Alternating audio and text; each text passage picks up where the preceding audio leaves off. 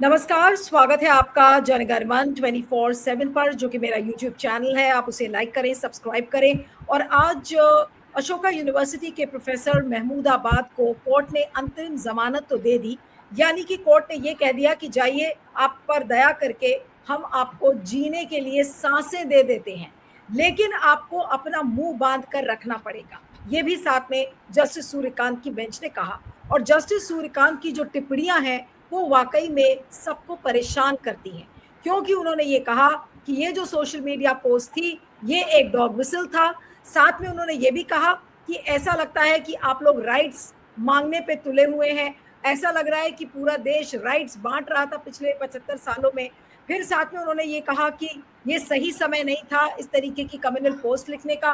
तो इस तरीके की बातें अगर जस्टिस सूर्यकांत बोल रहे थे तो आज वो बहुत निराशा वाली बातें उन्होंने कही। और ये वही जस्टिस सूर्यकांत हैं जो जस्टिस बी.आर. गवाई जब 24 नवंबर आने वाले 24 नवंबर को जब वो रिटायर होंगे, तो उसके बाद जस्टिस सूर्यकांत टेक ओवर करेंगे बतौर चीफ जस्टिस ऑफ इंडिया। और एक नहीं बल्कि 14 महीने तक लंबा उनका कार्यकाल है। इसलिए चीजें और ज्यादा परेशान करती हैं कि क्या इसी तरीके की मानसिकता वाले जज अब हमारे देश को चलाएंगे। तो आज इस ऑर्डर को समझने की कोशिश करेंगे संक्षेप में, और खासकर जस्टिस सूर्यकांत के बारे में बात करना चाहती हूँ। हमारे साथ इस समय सुप्रीम कोर्ट के जाने माने वकील और एक्टिविस्ट महमूद प्राचा जुड़ रहे हैं। महमूद, आपका बहुत बहुत स्वागत है। Thank you so much for joining. और महमूदाबाद के बेल ऑर्डर पे तो मैं बात पाऊंगी, लेकिन जस्टिस सूर्यकांत की जो टिप्पणियां हैं आज वो लोगों को परेशान कर रही हैं। उनकी ट्रोलिंग हो रही है, उनको ट्रोल किया जा रहा है कि ये किस तरीके के संघी जज हैं। इस तरीके की बातें उनके बारे में कही जा रही हैं। अब ट्रोल आर्मी तो किसकी है क्या है, मैं उस पर ज्यादा ध्यान देता नहीं हूं, क्योंकि बिना आंखें बंद करके, बिना किसी सबूत के, लॉजिक के कोई भी बात करे, क्या इस तरफ से करे या उस तरफ से करे, मैं उसका समर्थन नहीं करता। लेकिन ये सवाल, जैसे हम सब लोगों को पहलगाम में जो हुआ उसमें किसकी गलती थी सबसे बड़ी, हम दुश्मन का आतंकवादियों को दोष दें, वो तो उसमें कोई नई बात, हैरानी की बात नहीं है। आज भी ये जस्टिस अली खान के, तो हमें उस केस में भी अमित शाह साहब को क्वेश्चन करना चाहिए कि ये ब्रीच क्यों हुआ। उसी प्रकार से जो लोग सुप्रीम कोर्ट गए हैं, उनकी लीगल टीम, और ये बात हर कोई एक छोटे से छोटा वकील भी जानता है कि इस प्रकार के, बिल्कुल मैं इस बात को बहुत कह रहा हूं कि बहुत ही इस प्रकार के इल्जाम थे जो डिस्ट्रिक्ट कोर्ट में आराम से, जिसमें बेल भी मिल जाती और हाई कोर्ट जाके इसको क्वैश कराने में भी ज्यादा मुश्किल नहीं होती। तो एक छोटा सा जो ऑपरेशन होता है उसको बहुत बड़ा ऑपरेशन बनाने के लिए जो सुप्रीम कोर्ट गए हैं लोग, ये सवाल आपको उनसे पूछने चाहिए। जस्टिस सूर्यकांत ने जो कहा है उसका क्या जवाब दिया गया, उसको क्या समझाया गया वकीलों द्वारा, ये ज्यादा महत्वपूर्ण है मेरी नजरों में। ये सवाल आपको उनके वकीलों से करने चाहिए कि जब जरूरत ही नहीं थी वहां जाने की, तो आप पहली बार गए क्यों थे सुप्रीम कोर्ट। और बहुत से लोगों ने इसको सोशल मीडिया पे इतना बड़ा हाइप बना दिया। अब कितने लोग उनके साथ खड़े रहेंगे जस्टिस सूर्यकांत की इन टिप्पणियों के बाद, वो असली टेस्ट है कि अगर कोई उनकी सपोर्ट में खड़ा रहेगा तो we will pass orders against them. ऐसा कुछ प्रेस में आ रहा है, मुझे नहीं पता ये कहां तक सही है या गलत है। लेकिन अब देखने की बात यह है ना कि जो लोग उनके समर्थन में खड़े थे, अब वो कितने लोग खड़े रह पाएंगे, जो बड़े बड़े चेहरे हैं, वो भी इंपॉर्टेंट बात इसमें रहेगी। लेकिन मेरे ख्याल से लीगल स्ट्रेटेजी की बुनियाद पे ये केस को ज्यादा पेचीदा बना दिया गया है। जो अली खान साहब को ऐसा लग रहा है महमूद, ये तो ऐसा लग रहा है कि जानबूझकर पेचीदा बनाया गया है, और ये उन लोगों के लिए मैसेज है जो, ताकि महमूदाबाद को उस तरीके का सपोर्ट ना मिले। इस तरीके की टिप्पणी क्या जानबूझकर जैसे की है? एक बात, दूसरा मैसेज उन लोगों के लिए भी है जो आर्टिकल 19 का प्रयोग कर रहे हैं बहुत ज्यादा, वो किस समय करें या नहीं करें, इसके लिए बारे में भी टिप्पणी आ गई है। समय कौन तय करेगा, समय कौन तय करेगा कि आर्टिकल 19 का सही समय क्या है इस्तेमाल करने का? वो आर्टिकल 19 में ही लिखा है, उसको रिस्ट्रिक्ट किया जा सकता है कानून के द्वारा। कोई और तरीका संविधान में लिखा नहीं है। अब ये सब बातें कितने लोग समझेंगे, कितने लोग उस पर क्या अमल करेंगे, ये एक दूसरी बात है। आर्टिकल 19 जो है मेरे ख्याल से, और मैं इसको किसी भी फोरम पे, और हम अपने अदालतों के और दूसरे फोरम पे तो इसके लिए मजबूत जद्दोजहद करते ही हैं, आर्टिकल 19 हमारे देश को मजबूत करने के लिए और मजबूत रखने के लिए सबसे बड़ा देश की जनता के पास जो एक जरिया बाबा साहब डॉक्टर भीमराव अंबेडकर ने कि जस्टिस सूर्यकांत आज किस तरीके का उन्होंने मैसेज दिया। आप आर्टिकल 19 की बात कर रहे थे, तो क्या जस्टिस सूर्यकांत ये बताने की कोशिश कर रहे हैं कि भाई ये समय सही नहीं है आर्टिकल 19 को इस्तेमाल करने का? हाँ, लेकिन उन समय नहीं है, ये सुप्रीम कोर्ट के माननीय जज हैं वो, ये बड़ी अच्छी बात है, उन्होंने एक नया कॉन्सेप्ट संविधान में डाला है, तो हम सब लोग उनसे सीखना चाहेंगे। अब तो अब ऑर्डर आएगा तो उसमें पढ़ेंगे क्या परिभाषित किया है, कौन सा समय होता है, कुछ पॉइंटर्स दिए हैं कि ये समय पे आर्टिकल 19 का प्रयोग करना चाहिए नागरिकों को और इन समय पे नहीं करना चाहिए। तो हम लोग सब सीख के उसी प्रकार से नई चीज, क्योंकि सुप्रीम कोर्ट को तो पावर है आर्टिकल 142 में, वो निर्देशित करेंगे तो वो लॉ ऑफ द लैंड माना जाएगा। तो हम लोग सब उससे सीख के उस पर अमल करने की चेष्टा करेंगे अगर कर पाएंगे तो, या उसके कॉन्सिक्वेंस करने के लिए हम लोग तैयार रहेंगे। जो हमारे भारत में संविधान में और कानून में जो तरीका है, अगर मैं किसी कानून की बात का उल्लंघन करता हूं तो मुझे उसके कॉन्सिक्वेंस यानी कि परिणाम भुगतने पड़ते हैं, तो वो हम लोग तय करेंगे। अगर सुप्रीम कोर्ट जस्टिस सूर्यकांत साहब या कोई और बेंच इसके बारे में परिभाषित कर दें कि वो कौन सा समय होता है जब आर्टिकल 19 का प्रयोग नहीं करना चाहिए, तो वो हम लोग सब सीख लेंगे। जैसे हमने हमारे देश के 2 नंबर के जो सबसे बड़े लॉ ऑफिसर है तुषार मेहता साहब, कपिल मिश्रा साहब की जब गिरफ्तारी, ये जज जस्टिस जो मुरलीधर थे उनके ट्रांसफर से एक दिन पहले जो बोली थी बात उन्होंने कि अभी टाइम कंड्यूसिव नहीं है, हालात साजगार नहीं है कपिल मिश्रा जी के खिलाफ एफआईआर करने के, तो वो भी बात हमने सीखी थी। तो हम ये भी बात सीखना चाहेंगे, क्यों नहीं, सीखने के लिए तो हम तो जिज्ञासु प्रवृत्ति के लोग हैं, बाबा साहब के फॉलोअर हैं, तो सीखना चाहेंगे ये भी बात हम। लेकिन आज का सबसे बड़ा टेक अवे क्या है आपके हिसाब से, जिस तरीके से महमूदाबाद का जो अंतरिम बेल ऑर्डर आया और जो बातें जस्टिस सूर्यकांत ने कही, ये छोटी मोटी घटना नहीं है। इसको लेकर बहुत उनकी, एक तो पहली बात जम के उनकी बहुत ट्रोलिंग हो रही है, लोग डर गए हैं। लोग ये सोच रहे हैं कि वो जब आज से नवंबर 24 के बाद जब वो टेक ओवर करेंगे बतौर चीफ जस्टिस ऑफ इंडिया, तो कैसा होगा वो कार्यकाल। क्या वो बैलेंसिंग एक्ट वाले जज बनेंगे, सरकार को खुश करने वाले जज बनेंगे, और जो लोग कह रहे हैं कि भाई उनका उनका उनकी जो एक इंक्लिनेशन है वो हमेशा सरकार की तरफ ही होगी, और खासकर अगर पिटिशनर मुसलमान है तब तो उनकी बिल्कुल उनकी मदद नहीं होगी। इस तरीके की बातें सोशल मीडिया पर कही जा रही हैं। देखिए, मैं तो अम्बेडकरवादी हूं, तो जो होता है उसी के बारे में टिप्पणी करता हूं, भविष्य के बारे में नहीं करता मैं टिप्पणी। जब वो चीफ जस्टिस बनेंगे तब उनके जो भी गतिविधियां रहेंगी उस पर टिप्पणी जरूर करेंगे, ऐसा नहीं है कि नहीं करेंगे।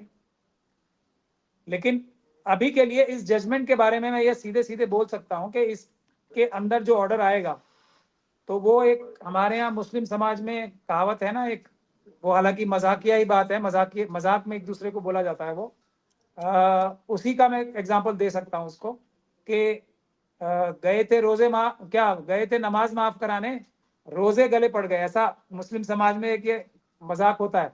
तो गए थे एफआईआर क्वेश कराने और वहां एसआईटी लेके आ गए और आर्टिकल 19 के गले में भी एक तरीके से चेन बंधवा के ले आए अपने। तो अब ये इसको कैसे ठीक करेंगे, ये उनकी लीगल टीम बनाएगी, कपिल सिब्बल साहब बताएंगे, वो तो हमारे देश के एक महानतम वकील हैं।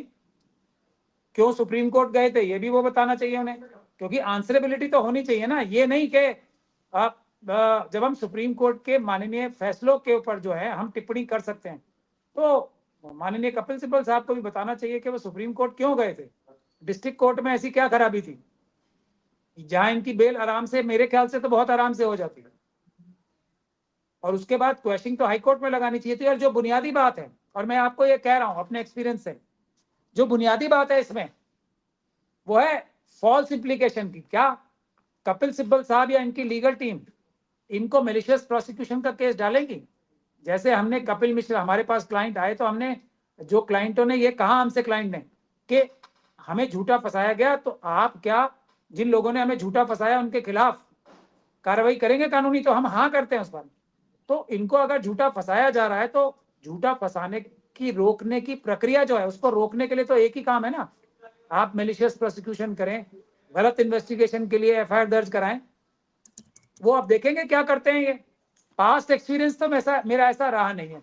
जितने भी देखिए, जितने भी हमारे वीकर सेक्शन के लोग होते हैं ना, और अगर वो थोड़ा ख्याति प्राप्त होते हैं, तो अगर उनके चोट लग जाती है, तो जैसे हमारे बड़े बड़े जो रक्षक हैं माइनॉरिटीज के, खास तौर पे शेड्यूल कास्ट शेड्यूल ट्राइब के रक्षक जो हैं, वो आ जाते हैं मैदान में।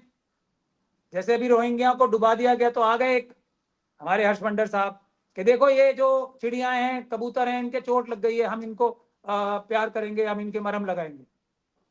तो अब वैसा ही होता है, ये मुस्लिम समाज के साथ भी, शेड्यूल कास्ट शेड्यूल ट्राइब के साथ भी, दूसरे लोगों के साथ ही ये मरहम लगाने लोग पहुंच जाते हैं। और हमारे लोग भी खुद ऐसे ही मरहम लगाने वाले पुराने हकीमों के पास जाते हैं, जो मरहम लगा के छोड़ देते हैं जब तक के मरहम लगाते हुए दिखते हैं। उसके बाद उनका हशर क्या होगा बाद में, कोई साथ नहीं देता है। और ये बात, ये जो अली खान साहब हैं, इनको अब ये बात समझ में आएगी। लेकिन अब तो लॉस, नुकसान हो चुका ना। अब इनके बता रहे हैं कि वो जितने इनके इलेक्ट्रॉनिक गैजेट्स हैं वो इन्होंने सीज कर लिए हैं। और उसके अलावा जो भीमा कोरेगांव वाला केस है उसमें क्या क्या इल्जाम लगे हैं, फॉल्स ईमेल फोर्ज करके उसको सबूत बताने के, वो अब कोई भी पॉसिबिलिटी ओपन है। तो क्या इनकी लीगल टीम इनको उन सब चीजों से प्रोटेक्शन देने का कोई रास्ता रखती है? क्या उनका एक्सपीरियंस है इस बारे में कोई? नहीं, इसकी लेकिन चिंता में। महमूद, एक चीज और भी है कि ये जो एसआईटी का गठन जस्टिस सूर्यकांत ने कर दिया कि भाई एसआईटी बनाइए जिसमें कि 2 पुलिस ऑफिसर्स होंगे, एक महिला अधिकारी होगी, क्या आज जस्टिस सूर्यकांत ने पूरे देश को यह मैसेज दिया है कि अगर आपने मनमाने तरीके से कोई सोशल मीडिया पोस्ट लिखी तो आपका भी वही हश्र होगा जो महमूदाबाद का हुआ है, आपके खिलाफ भी एसआईटी बनाई जाएगी। तो अब आदमी डर कर लिखेगा ही नहीं, भाई क्या क्यों इस पचड़े में पड़ना, सोशल मीडिया पोस्ट लिखो ही मत, लोग लिखना ही बंद कर देंगे। अब ऐसा लग रहा है कि अब सोशल मीडिया ही बंद करवा देंगे जस्टिस सूर्यकांत। नहीं, सोशल मीडिया बंद कराने का विषय नहीं है। सोशल मीडिया पे ट्रोल आर्मी तो आगे बढ़ेगी। सुओ मोटो कॉग्निजेंस ली जा सकती थी ना इसमें। जो जो आरएसएस और बीजेपी के समर्थित लोग हैं, उनका एग्जाम्पल भी देख लीजिए। स्टे पे अरेस्ट लग गई ना विजय शाह जी। एक तो विजय शाह जी की तुलना में खड़ा कर दिया इन्हें, एसआईटी वहां भी और एसआईटी यहां भी। क्या ये सवाल पूछने लायक है या नहीं है? बिल्कुल। और विजय शाह जी को स्टे ऑफ अरेस्ट हो गया, और उन्होंने क्या किया था और इन्होंने क्या किया है, दोनों को। और इस प्रकार की बातें लिखने के लिए जो हमारी देश की आर्मी को, चलिए हम लोग भी तो लिख रहे हैं ना, हम लोग बोल रहे हैं, आप लोग इंटरव्यू कर रही हैं, मैं ये बोल रहा हूं बार बार कि विजय शाह जी ने हमारी आर्मी को कमजोर करने के लिए चाइना और पाकिस्तान का जो एजेंडा है वो फॉलो किया है। मैं ये बात बोलना बंद कर दूं क्या? और पुलिस, जो आरएसएस और बीजेपी के रूल्ड प्लेसेस हैं, जहां जहां भी उनके हाथ में पुलिस के अधिकारी हैं जो भ्रष्ट हैं, क्योंकि कोई भ्रष्ट अधिकारी ही ऐसा काम करेगा ना कि विजय शाह जी के खिलाफ हाई कोर्ट ने इतनी सख्त टिप्पणी करके एफआईआर कराई, उसके बाद भी एफआईआर नहीं की ठीक से। तो फर्क देखना है ना। एक तरफ तो पुलिस ऐसे केसेस हैं, और ये कपिल सिब्बल साहब को आर्ग्यू करना चाहिए था, जो मेरे ख्याल से नहीं किया उन्होंने, कि जो भी उनकी लीगल टीम रही, कि एक तरफ तो विजय शाह साहब जैसे लोग हैं, जहां पुलिस पूरे धरती से लेके आसमान एक किए हुए है कि हमें इस मुलजिम को, जो इतना बड़ा अपराध किए हुए है, जिसके बारे में हाईकोर्ट ने लिखा है कि फौज हमारी और ये देश की एकता अखंडता के ऊपर एक तरीके से अपराध है, जिसके लिए हाईकोर्ट की फाइंडिंग है, और पुलिस उसकी जमीन से लेकर आसमान एक किए हुए बचाने के लिए, क्या उसको और अली खान महमूदाबाद को एक तराजू में तोल दिया, दोनों के लिए एसआईटी बना दी? ये कपिल सिब्बल साहब ने बहस की कैसे? और यहां पुलिस जो है वो तो पहले ही मतलब एक्टिव नहीं, प्रोएक्टिव नहीं, मतलब बिजली की गति से अरेस्ट करने के लिए दौड़ गए। क्या कपिल सिब्बल साहब ने यह बहस की? यह है महत्वपूर्ण विषय। और नहीं की तो क्यों नहीं की? कैसे तोल दिया गया बराबर से? बराबर कैसे तोल दिया गया दोनों को? वहां तो पुलिस का, मेरे ख्याल से इस वक्त हरियाणा की पुलिस का, इससे पहले भी एसआईटी बनने से भी पहले, जीवन का लक्ष्य जो भ्रष्ट अधिकारी इस पे इन्वेस्टिगेट कर रहे होंगे, और मुझे भ्रष्ट कहने में कोई दिक्कत नहीं है उन्हें, मैं कोशिश करूंगा कि मेरा इल्जाम ये साबित भी हो। भ्रष्टाचार कोई सिर्फ रिश्वत लेने का ही नहीं होता है। जो मॉरल रिस्पॉन्सिबिलिटी होती है, जो संविधान के प्रति उनकी शपथ होती है, उसको तोड़ना भी भ्रष्टाचार है। वो तोड़ के जो अली खान साहब की इन्वेस्टिगेशन करने में दिन रात एक किए हुए थे, उनको मध्य प्रदेश के पुलिस के उन अधिकारियों के साथ जो उनके खिलाफ एफआईआर ही नहीं कर रहे थे, उनके साथ वो सिचुएशन और ये सिचुएशन में फर्क की बहस क्यों नहीं की गई, ये सवाल है कपिल सिब्बल साहब द्वारा। और एक तराजू में तुलवा दिया दोनों को। अब एक ही जैसा, अब क्या होगा दुनिया की नजर में कि भाई जैसे इसके साथ ट्रीटमेंट वैसी उसके साथ ट्रीटमेंट।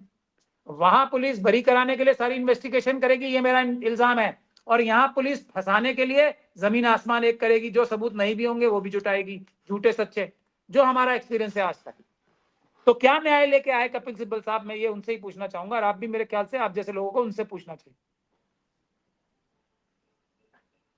जो आज का जो अंतरिम बेल ऑर्डर है, अब लास्ट में आपसे यही पूछूंगी कि आज क्या मैसेज दिया है इस ऑर्डर ने, और जस्टिस सूर्यकांत ने क्या आज अपनी झलक दे दी कि मैं तो ऐसा ही चीफ जस्टिस बनूंगा जब आऊंगा? तो देखिए, झलक तो देखने का की आंखें मेरे पास है नहीं, मैं तो एक एक कार्य पे टिप्पणी करता हूं। मैंने जस्टिस खन्ना की तारीफ की, उनके मैं उसमें भी फेयरवेल में भी गया। आज मैं जस्टिस ओक, जो एक बहुत ही ज्यादा स्पाइन वाले जज हैं, उनके में मैं नहीं जा पाया, मुझे बहुत दुख है इस बात का।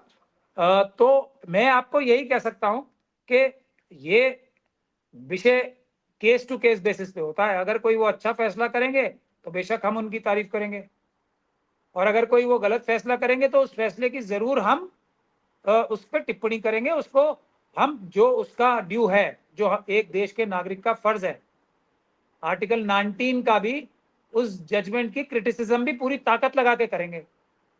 अंजाम जो भी होगा हम भुगतने को तैयार हैं, लेकिन हम अपना संवैधानिक फर्ज से पीछे हटने को तैयार नहीं होंगे। बाबा साहब ने इसीलिए संविधान नहीं बनाया है, और हर संस्थान संविधान के अनुरूप कार्य करेगी, ये इंश्योर करना देश के नागरिकों की सबसे बड़ी जिम्मेदारी है, और वकीलों की नागरिकों से भी ज्यादा, क्योंकि हम ऑफिसर्स ऑफ द कोर्ट हैं। बिल्कुल बिल्कुल। चलिए, आपका बहुत बहुत शुक्रिया Mahmood, thank you so much for joining. Thank you. Thank you so much for